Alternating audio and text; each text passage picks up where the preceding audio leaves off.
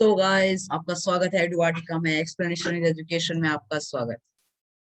So guys हमने पिछले के लेक्चर्स में देखे थे कि लिबरल के रिवॉल्यूशन कैसे हुए थे। जर्मन जर्मन सोसाइटी जो फॉर्म हुआ था और जर्मन नेशनल पार्टी वार्टी के बारे में हमने देख लिया। जिन्होंने वो नहीं देखा लिंक डिस्क्रिप्शन में है, आप चाहे तो उसे देख सकते हैं वहां से। और हाँ, अगर आपको इसके हैंड रिटन नोट्स चाहिए या किसी भी चैप्टर के हैंड रिटन नोट्स चाहिए, आप मेरे टेलीग्राम चैनल पे ज्वाइन कर सकते हैं। उसकी भी लिंक आपको डिस्क्रिप्शन में मिल जाएगी। चलिए आज की टॉपिक पे स्टार्ट करते हैं। आज की टॉपिक है the making of Germany and Italy. आज हम इन दोनों के बारे में बात करेंगे कि जर्मनी और इटली बनी कैसे। तो चलिए पहले मैं आपको ब्रीफ में फिर से बता देता हूँ। जर्मनी में, जैसे मैंने आपको बताया था, ऑल जर्मनी नेशनल पार्टी जो फॉर्म हुई थी, उन्हें कहाँ से सपोर्ट मिला था? Middle class, junkers of Prussia, वो सबसे। और इसके चीफ मिनिस्टर को बनाया गया और इसका chief minister Otto von Bismarck को बनाया गया था। चलिए अब इसके बारे में आप पॉइंट्स क्या क्या लिखेंगे वो देखते हैं। आप लिखेंगे पहला point, in May 1848 the liberal attempt to set up a constitutional monarchy at Frankfurt was suppressed by the monarchy, military and junkers. After the failure of the German National Assembly, Prussia Chief Minister Otto von Bismarck takes the lead in German unification. यानी German unification का अब leader auto von Bismarck को बना दिया गया था, as पहले एक बार वो फेल हो गया था। He planned the unification with the help of the Prussian army and Borikisch. अब हुआ क्या था?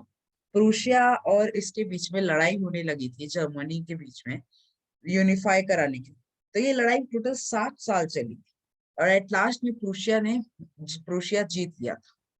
3 Wars with France, Austria and Denmark के साथ हुई थी 7 साल के लिए।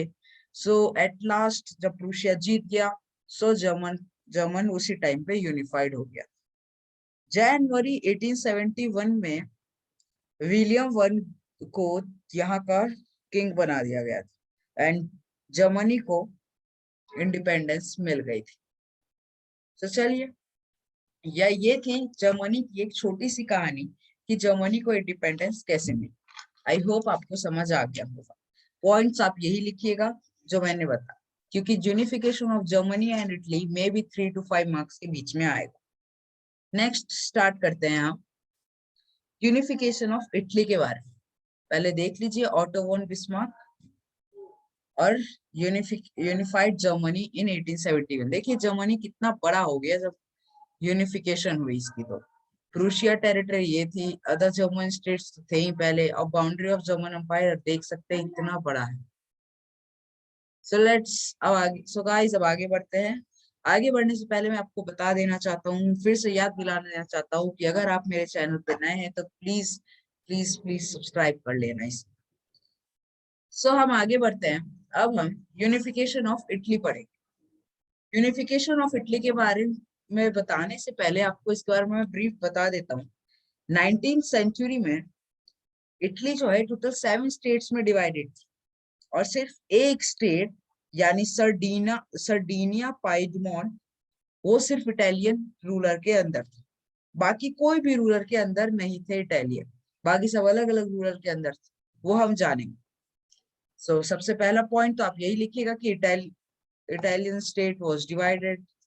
ये देखिए, Italy was divided into 7 states, of which 7 states लिखे। नंबर 1 पॉइंट 7 पॉइंट लिखिएगा, only one Sardinia Piedmont was ruled by the Italian dynasty। बाकी कुछ भी नहीं रूल किया जा रहा था इसके साथ, बाकी सारा बाकी दूसरे दूसरे रूलर्स पे था। Okay, so let's go to the next point. Next point के अकॉर्डिंग, जैसा मैंने आपको बताया कि सारे अलग अलग रूलर रूल कर रहे थे, तो अब इटली तो बहुत बड़ा है, सबके नॉर्थ ईस्ट वेस्ट साउथ होंगे। तो अब देखते हैं आगे। तो ideas of Italy unification first given by the Giuseppe Mazzini, जिसके बारे में मैंने आपको पहले बताया था कि उसने एक सीक्रेट सोसाइटी फॉर्म की थी, यंग इटली, याद आया? देखिएगा पार्ट 1 या पार्ट 2 में मैंने बताया। तो इस secret society called young Italy, उसके सीक्रेट सोसाइटी यंग इटली थी, लेकिन वो उसका आइडियोलॉजी था कि उसे जो है इटली को एक नेशन स्टेट बनाना है, बट बेचारा फेल हो गया था। After his failed revolution in 1831 and 1848, it was led and taken by the king of Sardinia, Victor Emmanuel II. देखिए, जब वो हार गया तो फिर वो फेल हो गया इसे करने में, तो विक्टर इमानुएल टू ने, जो राजा था सार्डिनिया पेडमोंट का, सार्डिनिया पेडमोंट कहाँ पे, ये जो बस एक ही था जो इटली के अंडर था, उसके उसने ले लिया, टेक ओवर कर लिया कि मैं संभाल लेता हूँ, इस बार मैं फेल नहीं हूँ। फिर उसने क्या किया, सीएम केवर ने इस मूवमेंट को फिर लेड किया।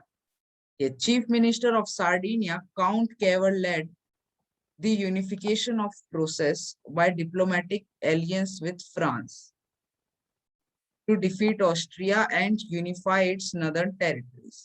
आपको ये पॉइंट पूरा ही लिखना पड़ेगा कि चीफ मिनिस्टर केवर ने इसे लेड किया था, ठीक है। और हेल्प किस किस की ली थी, ये ज्यादा इंपॉर्टेंट है, फ्रांस की ली थी, किसके हराना था, ऑस्ट्रिया को, ठीक है।